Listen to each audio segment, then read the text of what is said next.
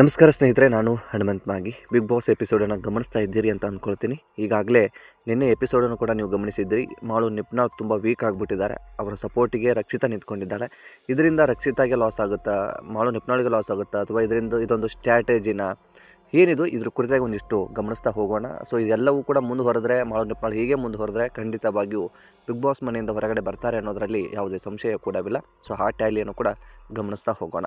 ನೀವೇನಾದರೂ ಮೊದಲ ಸಲ ನಮ್ಮ ಚಾನಲ್ ನೋಡ್ತಿದ್ರೆ ಈ ಕೂಡಲೇ ಸಬ್ಸ್ಕ್ರೈಬ್ ಮಾಡಿ, ನೋಟಿಫಿಕೇಷನ್ ಬೆಲ್ ಐಕನ್ ಕೂಡ ಕ್ಲಿಕ್ ಮಾಡಿಕೊಳ್ಳಿ. ಇನ್ನು ಈ ವಿಡಿಯೋನ ಫೇಸ್ಬುಕ್ ಪೇಜಲ್ಲಿ ನೋಡ್ತಾ ಇದ್ದರೆ ಈಗಲೇ ಪೇಜನ್ನು ಫಾಲೋ ಕೂಡ ಮಾಡ್ಕೊಳ್ಳಿ.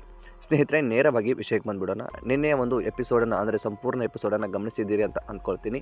ನಿನ್ನೆ ಒಟ್ಟು 2 ಟಾಸ್ಕ್ ನಡೆಯುತ್ತೆ. ಒಂದು ಕ್ಯಾಪ್ಟನ್ ಧನುಷ್ಗೆ ಟಾಸ್ಕ್ ಕೊಟ್ಟಿರ್ತಾರೆ. ಅದೇ ರೀತಿಯಾಗಿ ನಾಮಿನೇಟ್ ಮಾಡೋದಕ್ಕೆ ಸದಸ್ಯರು ಅವರವರ ಇಚ್ಛೆಯಂತೆ ಯಾರಿಗಾದರೂ ಹೆಸರನ್ನು ತೆಗೆದುಕೊಂಡು ಅವರನ್ನು ನಾಮಿನೇಟ್ ಮಾಡಬೇಕಾದಂಥ ಸನ್ನಿವೇಶ. ಸೊ ಹಾಗಾಗಿ ನಾಮಿನೇಟ್ ವಿಚಾರಕ್ಕೆ ಸಂಬಂಧಪಟ್ಟ ಹಾಗೆ ನಂತರ ಮಾತನಾಡೋಣ. ಮಾಳು ನಿಪ್ನಾಳ್ ವಿಚಾರಕ್ಕೆ ಸಂಬಂಧಪಟ್ಟ ಹಾಗೆ ಆರಂಭದಲ್ಲಿ ತೆಗೆದುಕೊಳ್ಳೋಣ. ಇತರ ನೀವೆಲ್ಲರೂ ಕೂಡ ಗಮನಿಸಿದ ಹಾಗೆ ನಿನ್ನೆ ಧನುಷ್ಗೆ ಒಂದು ಟಾಸ್ಕನ್ನು ಕೊಟ್ಟಿರ್ತಾರೆ. ರ್ಯಾಂಕಿಂಗ್ ವಿಚಾರಕ್ಕಾಗಿ 11 ರ್ಯಾಂಕ್ ಇರುತ್ತೆ. 11 ರ್ಯಾಂಕುಗಳಲ್ಲಿ ಆರಂಭದಲ್ಲಿ ಈ ಒಂದು ಕಾವ್ಯಗಳನ್ನು ಅಂದರೆ ಫಸ್ಟ್ ಸ್ಥಾನದಲ್ಲಿ ನಿಲ್ಲಿಸ್ತಾನೆ.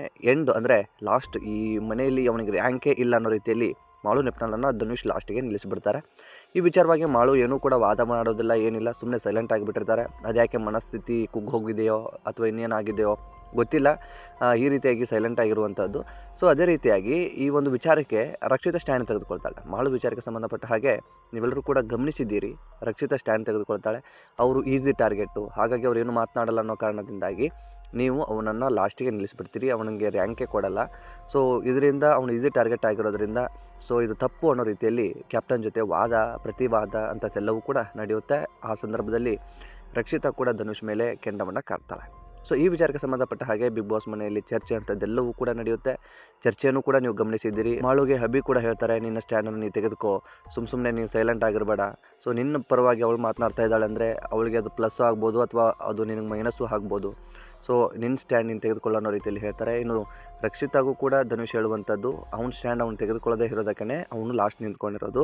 ಅವನ ಸ್ಟ್ಯಾಂಡ್ ನೀನು ತೆಗೆದುಕೊಳ್ಳೋದ್ರಿಂದಾನೇ ನೀನು ಅವನನ್ನು ಮನೆಯಿಂದ ಕಳಿಸೋದಕ್ಕೆ ಸಪೋರ್ಟ್ ಮಾಡ್ತಾ ಇರೋ ಹಾಗಿದೆ ಅನ್ನೋ ರೀತಿಯಲ್ಲಿ ಹೇಳ್ತಾರೆ. ಅದಕ್ಕೆ ಎಲ್ಲವೂ ಕೂಡ ಚರ್ಚೆ ನಡೆಯುತ್ತೆ. ಆ ಚರ್ಚೆ ಎಲ್ಲವೂ ಕೂಡ ಆದ ಬಳಿಕ ಒಟ್ಟು ಈ ಒಂದು ವಿಷಯವನ್ನು ಗಮನಿಸ್ತಾ ಹೋದರೆ ಮಾಳು ಸೈಲೆಂಟ್ ಆಗಿದ್ದಾನೆ. ಯಾಕೆ ಏನು ಎಂಬುದು ಗೊತ್ತಿಲ್ಲ.